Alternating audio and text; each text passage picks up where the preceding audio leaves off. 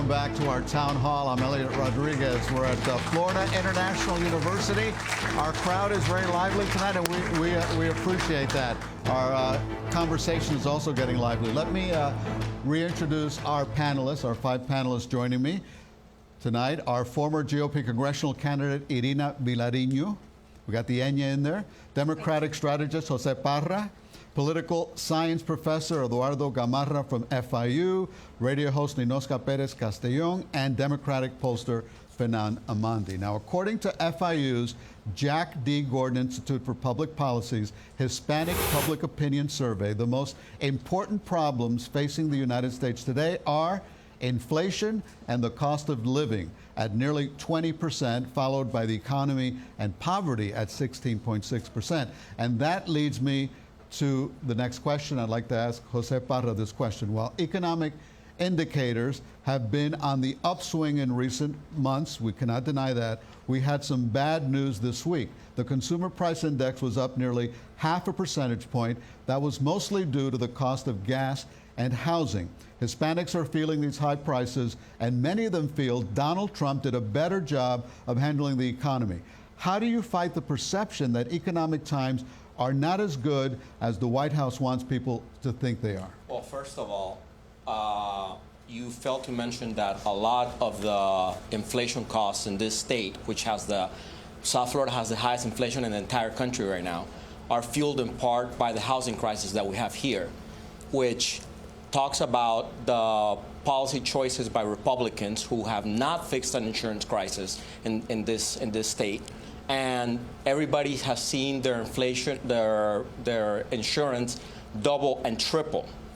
Now, as far as how people feel about it, look, inflation in 2022 was much higher than it is right now. And we had they were forecasting a red wave that didn't happen in this country. Conflicted voters, which are voters that have mixed views about the party in the Hispanic, according to Eckes research, decanted to the Democratic side of the ledger. If inflation was a much higher concern back in 2022, I think it's going to be a much lower concern in 2024 when people go to the voting booth. Other issues such as abortion and immigration are going to come up in the list of concerns that people are going to use to pull a lever at the moment of voting. Fernando Amandi, how are Democrats getting the word out about these positive economic indicators, yet people don't feel it when they go to the supermarket? Everything is costing more. Well, I mean, as you said earlier, there's no question that the world, Eliott, not just the United States, but the world post-pandemic went through a massive economic crisis. Right. And thanks to the stewardship and the responsible economic leadership of this administration, we have the best performing economy in the world, bar none. We have the highest job creation rate created under any president in 4 years at this point. We have amongst the lowest unemployment rates. But at the same time, to Jose's point, we can't just talk about inflation in certain areas like the state of Florida, where the Republican Party has had total control for 30 years, and give them a pass, while at the same time not talking about the efforts that the administration is making in good faith.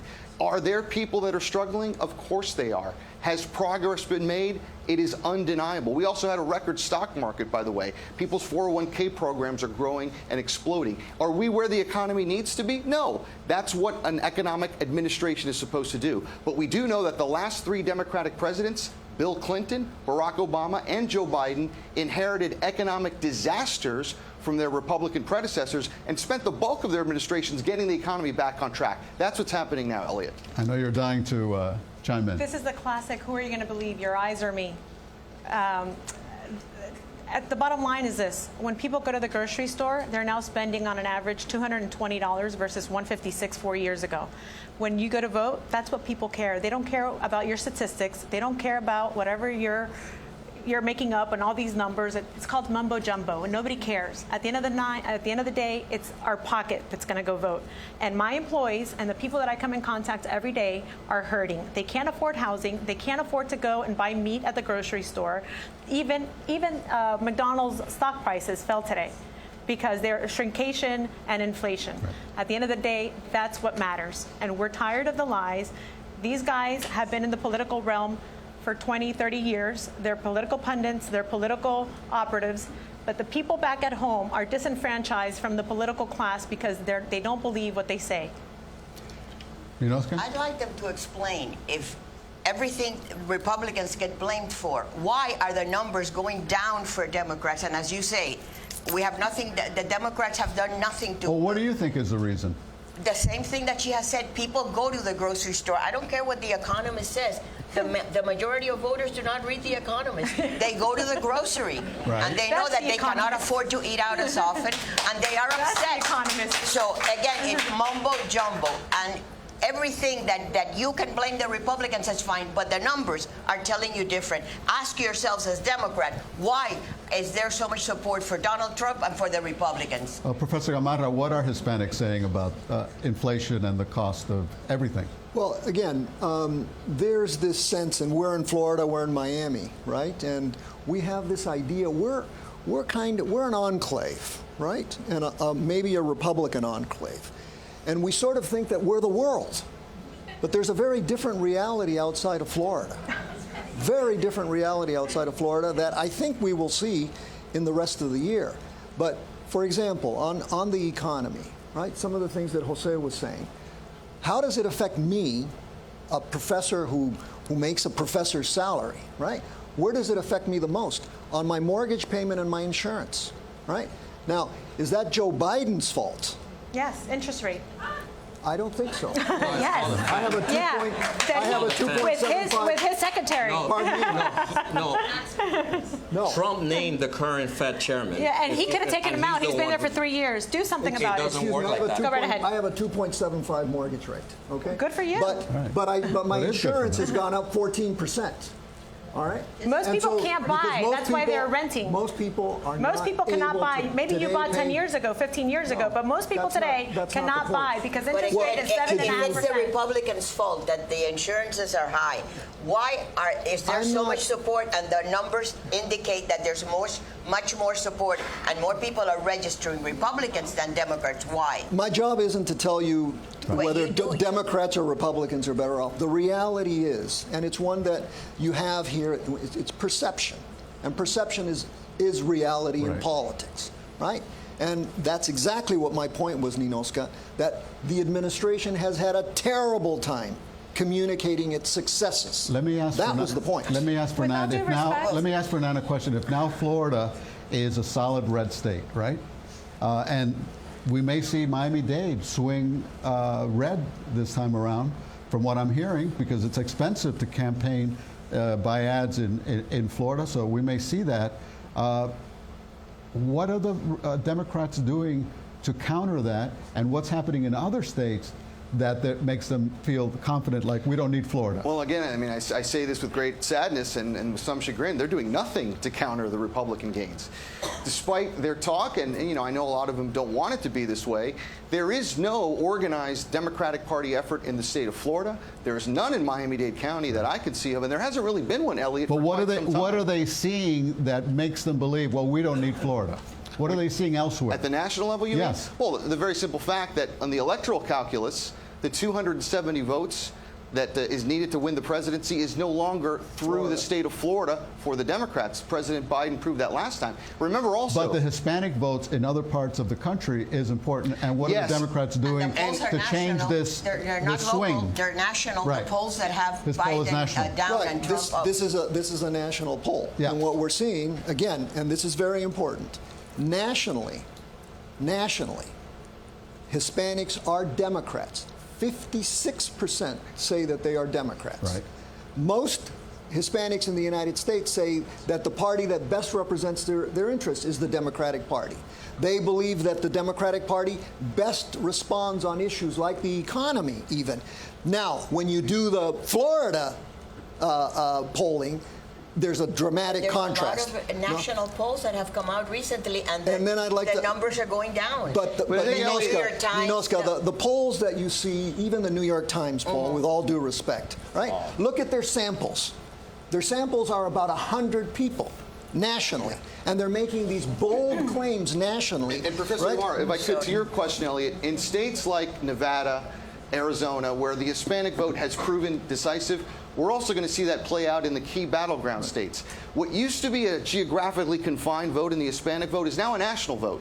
The growth of the Hispanic electorate nationally has been so large, they're now in virtually every state. And they're going to prove decisive again in Michigan, in Pennsylvania, even in Wisconsin, there are Hispanic voters, Eliott. And in these contests that are decided by less than 1 or 2 percentage points, that is where I think you see the Democratic Party correctly focusing on the Hispanic electorate. Professor Gamarra is exactly right.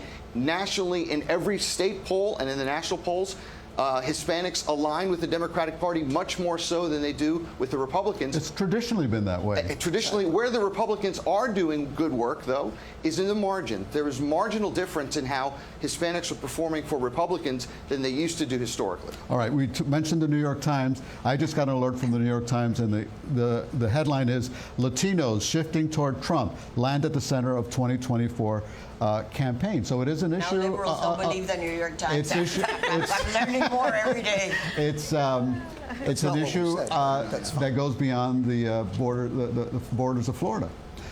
Could it be, and you and I, Ninoska, spoke recently, we talked about the concern about Joe Biden's age. Is this an issue, Professor, that came up in the survey? Not specifically the age issue, but we did ask 2 questions. Would you like President Trump to be the candidate? And would you like Joe Biden to be the candidate? On both sides, Democratic Latinos and Latinos who are Republicans said, no, this is really an interesting disconnect. In both cases, they don't want these 2 men to be running against each other. And so here, it's interesting because they're Democrats, the majority of them, but they don't like their candidate. Right? Now, let me ask you, because I was in Hialeah last week, and I could not help but notice, and I interviewed many Trump supporters, notably Mayor Steve Bovo, and he showed me his big sign that they're going to put on Palm Avenue because they're so excited about Donald Trump. But then at the same time, everywhere I looked, I saw Obamacare signs. And we know that the zip codes. We're Republican, but not stupid. Come on. The zip codes that have the most Obamacare enrollees in the entire country come from Hialeah. How do you explain that? Ferdinand said something earlier, and he said, that thanks to Jimmy Carter, his policies, I'm in this country, and he's right. But this is no longer the Democratic Party of Jimmy Carter, or JFK Jr. JFK, or even Bill Clinton, albeit his sexual scandals. This is a radicalized party of Bernie Sanders, the Sandinista, and AOC. And unfortunately, there's a woke agenda in the country that the Hispanic community is not buying. We are majority very conservative.